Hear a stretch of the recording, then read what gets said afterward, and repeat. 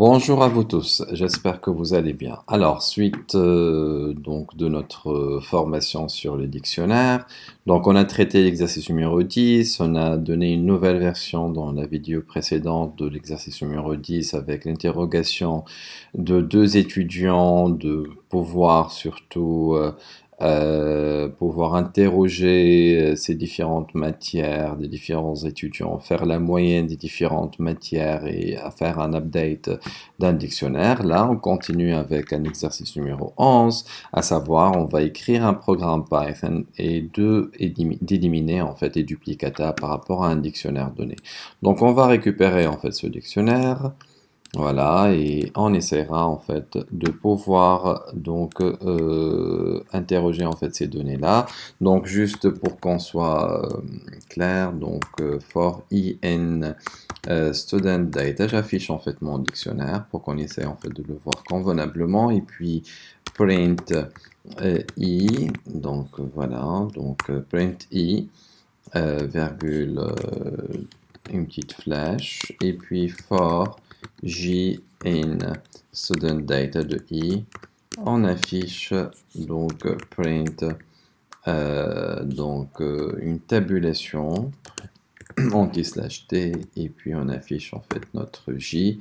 Donc là juste on fait step by step pour voir de quoi il s'agit et puis on essaiera de traiter le cas de figure. Du coup là ça va me donner en fait les différentes valeurs. Puis moi j'aimerais bien avoir le contenu de j, du coup student data, donc de i et puis de j. Voilà, et j'aurai en fait le résultat. Voilà. Donc là, on a trois ID. Chaque ID, donc chaque ID, il a le nom, la classe et le subject integration. Et là, l'objectif en fait de cet exercice-là, c'est de pouvoir éliminer en fait les duplicata. On remarque que nous avons deux ID différents, mais deux valeurs, donc de deux ID différents, deux valeurs qui sont les mêmes. Du coup, on aimerait bien en fait éliminer le duplicata de ces valeurs-là. Donc pour ce faire, donc, tout simplement, ce qu'on aimerait bien en fait faire, c'est de pouvoir générer notre dictionnaire qui va être initialisé aux accolades vides et puis for key, virgule, value, par exemple. Donc, for key and value in student data. Donc, student data.items, vu que j'ai un couple, voilà. Et puis, ce que je vais faire, je vais tester if la valeur value not in result donc là le contenu de la valeur, donc c'est values. Dans ce cas de figure, tout simplement je vais avoir une nouvelle valeur, du coup result, donc de qui va prendre tout simplement la valeur donc qui n'a pas été traitée auparavant, et du coup après j'affiche mon résultat, donc print result. Voilà. Et là, normalement, j'aurai mon résultat sans aucun problème, c'est-à-dire, à la limite, je peux en fait reprendre comment j'ai fait en fait, comme j'ai fait en fait avec l'affichage. Donc, je peux en fait travailler ça avec le result, le nouveau dictionnaire, pour qu'elle soit en fait, pour que le résultat soit clair. Donc result et puis result ici. Ok. Et j'affiche mon résultat. Voilà, et du coup là, on a éliminé le duplicata de Sarah et du coup, on a répondu à l'exercice numéro 11. Puis on va passer en fait à l'exercice numéro 12. Bon, write a Python program to print a dictionary 11 line by line. Line by line, donc on l'a vu en fait, là ça c'est clair. Le 13, bon, il n'est pas mal, mais peut-être qu'on en aura besoin peut-être dans le futur. C'est que on aimerait bien tester si un dictionnaire en fait il est vide ou pas. Donc tout simplement, Donc tout simplement, il faut en fait tout d'abord, euh, je vais initialiser dictionnaire au vide, donc voilà. Et puis tout simplement, if not empty, par exemple, if not empty, c'est-à-dire en fait, si ça n'y a rien en fait, là je peux utiliser carrément la valeur de retour booléenne, c'est-à-dire si je suis en fait dans un cadre de valeur de dictionnaire vide ou pas, alors il va me retourner tout simplement dictionary is empty. Donc print le dictionnaire est vide. Tout simplement, je peux en fait le traiter de la sorte, le dictionnaire est vide. Voilà. Et là, en fait, tout simplement, ça me donne en fait, si le dictionnaire il est vide, ok, s'il n'est pas en fait, vide, donc là, ça va être, il ne va pas y avoir de résultat, par exemple, dans ce cas de figure. Voilà. Donc, bah, tout simplement, juste là, l'intérêt en fait de cet exercice, c'est d'utiliser en fait bool pour nous donner en fait si c'est true ou bien false. Ok. Donc, après avoir traité le numéro 13, on va passer au numéro 14. Donc, écrire un programme Python qui permet de combiner deux dictionnaires et d'ajouter des valeurs pour les clés qui sont communes. C'est-à-dire par exemple, A dans D1 et dans D2, on aimerait bien en fait sommer ces différentes valeurs. B de même, sommer ces différentes valeurs, ça va être 400.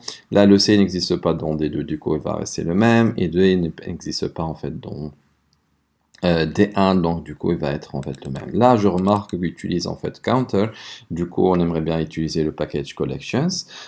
Pour ce faire, du coup, donc là, je peux en fait importer collections. Donc pour voir en fait import collections ou bien from collections import counter. Donc pour pouvoir en fait faire le comptage, for collections import counter avec C majuscule, voilà, et puis en fait je vais récupérer en fait mes deux listes là, mes deux dictionnaires, pardon, et j'affiche en fait, je remplace les apostrophes et on essaye en fait par la suite de faire tout simplement D égale. C'est très simple d'utiliser en fait counter donc de D1. Voilà, et tout simplement on ajoute par la suite counter de D2. Voilà, exactement, et j'affiche en fait le D. Voilà, et j'aurai en fait le résultat escompté. Normalement, A, donc 100 plus 300, ça fait 400, le B 200 plus 200, le D n'existe pas, et le C n'existe pas, du coup on va récupérer en fait la même valeur. Très bien, on passe à l'exercice numéro 15, écrire un programme Python qui permet de combiner les valeurs, de combiner en fait les valeurs. Alors, c'est-à-dire, voilà, donc là, nous avons item table et item laptop et item laptop. Et du coup, on aimerait bien, voilà, faire la somme donc des clés qui se répètent. C'est-à-dire, par exemple, là, laptop, il a un premier prix 1300, puis on a 750. Du coup, on aimerait bien en fait pouvoir trouver la somme des clés qui sont communes. Donc, du coup, laptop, ça va être 1300 plus 750, ça va être 2050. Et table n'existe pas, du coup, ça va être la valeur ancienne. D'accord? Donc là, je récupère cette valeur, voilà, et puis on traite cet exercice ensemble. Voilà, effectivement, je fais le remplacement. Voilà, simple data, ça va être comme ça. Voilà. Donc, voilà. Alors, tac. Donc, voilà. Alors, comment je vais faire? Donc, tout simplement aussi, je vais faire appel en fait à collections. Et du coup, ça va être comme tout à l'heure, donc from donc collections import counter, voilà, et puis tout simplement en fait je vais sommer. Donc, je vais sommer tout en ayant en fait un résultat en fait d'un dictionnaire qui va euh, être en fait de type counter. Donc, résultat égal à counter. Voilà, entre parenthèses. Et puis, en fait, je vais parcourir et sommer tout simplement. Donc, for d in sample data, voilà, une sample data. Ce que je vais en fait essayer en fait de faire, c'est de tout simplement faire appel au résultat, et puis entre crochets, et puis D entre crochets, et là je vais récupérer les clés, item, voilà, et par la suite en fait je vais faire une somme, du coup ça va être plus égal à D entre crochets de amount, donc pour pouvoir faire la somme si il y a la bonne valeur. Voilà. Et puis en fait, j'affiche en fait mon résultat. Print résultat. Voilà. Et on teste pour voir si ça marche ou pas. Voilà.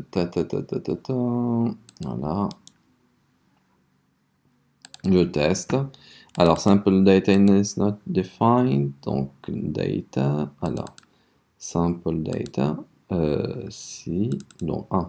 Il y a les égales, bien sûr. Voilà.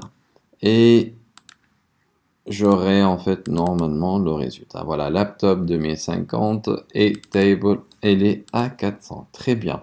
Et je finis en fait cette vidéo avec l'exercice numéro 16 qui nous dit en fait de...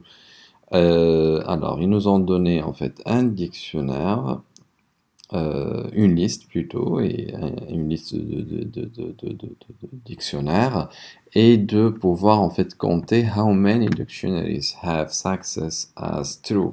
Donc combien en fait de dictionnaires qui a succès à true. Donc normalement là, ça devrait en fait afficher 2 vu que j'ai 2 succès. Alors, donc je récupère cette énoncé là et je remplace et on traite ce cas de figure. Alors, pour ce faire, du coup, voilà. Alors, donc juste là, je mets en fait égal, et là le tiret bas, et on traite notre cas de figure. Du coup, là, en fait, tout simplement, j'affiche et je fais en fait la somme. Je vais pas en fait la compliquer. Du coup, donc somme. Donc, je vais utiliser la fonction en fait somme. Donc, par exemple, alors, je vais essayer en fait de la travailler sur une seule ligne, ok? Donc, avec le for, donc là, ça va être en fait for un certain compteur D in sample data, par exemple, ok?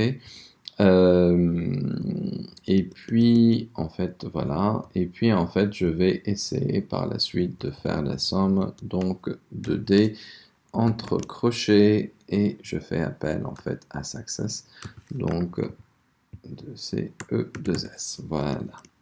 Et je fais, en fait, la somme. Si tout va bien, il m'affichera, en fait, le nombre de succès par rapport à cette valeur. Alors, qu'est-ce qui nous manque ici? Somme de D, success.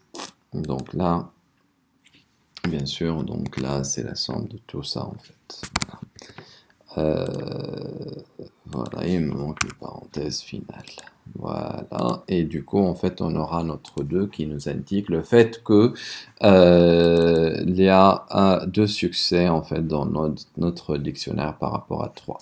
Voilà. Donc voilà. Donc là, on a fini en fait la liste sur plutôt la série sur le dictionnaire. On passera dans les prochaines vidéos sur au data frame pour pouvoir faire interroger en fait les data frames en s'appuyant sur les listes, en s'appuyant sur le dictionnaire, et peut-être j'ajouterai en fait quelques vidéos sur les dictionnaires avec des mini-projets pour pouvoir forger notre formation. Merci pour votre attention.